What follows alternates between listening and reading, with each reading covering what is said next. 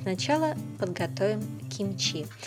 Кимчи нам потребуется в объеме 1/4 от кочана. Это где-то около 500 грамм. Возьмите лучше всего такую доску, которая не окрасится, ну или любую поверхность, которая не окрасится тоже. И сначала мы должны будем отрезать кочерыгу, чтобы разъединить все листья. И затем мы нарезаем кимчи кусками среднего размера. То есть кусками такого размера, который будет просто-напросто удобно класть в рот.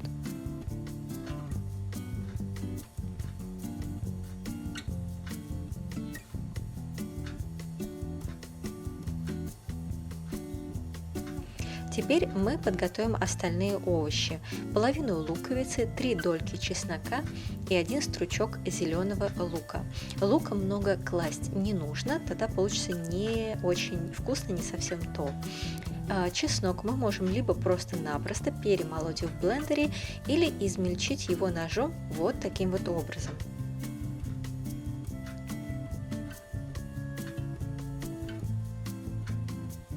Лук мы нарезаем полукольцами толщиной ближе к тонкой.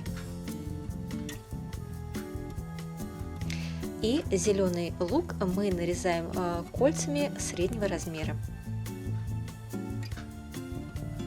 Теперь наливаем на нагретую сковороду растительное масло. 3 столовые ложки будет достаточно. И сразу закладываем в масло зеленый лук. И делаем с вами масло зеленого лука. То есть пассируем зеленый лук на масле некоторое время.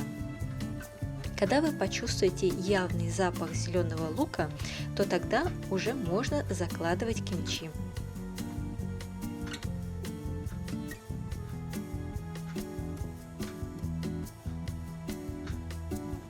Заложив кимчи, мы жарим все это на среднем огне, в общем около 7 минут.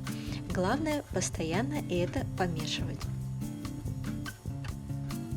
Затем мы закладываем чеснок и все перемешиваем. Если вы почувствуете, что масса подгорает, то всегда можно добавить в сок кимчи немного или даже просто воды. Затем мы добавляем сахар, пол столовой ложки и перемешиваем. После добавляем лук, прежде нарезанный, и жарим где-то около 1 минуты, постоянно помешивая.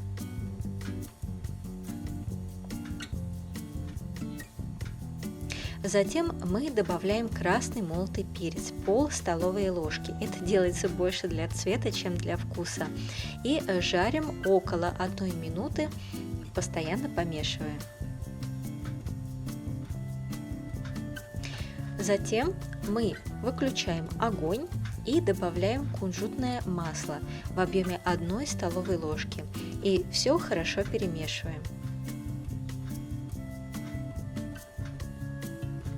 Также добавляем обжаренные кунжутные семена, пол столовой ложки, все хорошо перемешиваем и, собственно говоря, наше быстрое и нехитрое блюдо готово и можно подавать к столу.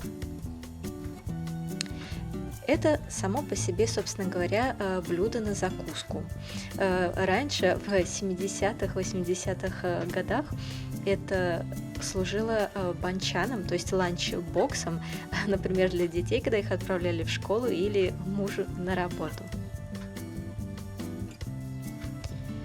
Это можно есть как перемешивая с рисом, так и, собственно говоря, просто взяв рис на ложку, положив это сверху, сразу отправлять себе в рот. Проще говоря, это закуска к любому блюду. Как вы знаете, в Корее очень большое значение имеет подавать к столу очень много разных закусок. И вот это вот одна из них, очень простая, очень быстрая и очень вкусная. Так что если у вас есть кимчи, советую, приготовьте, попробуйте, вам это обязательно понравится. Лайкайте, подписывайтесь и приятного вам аппетита!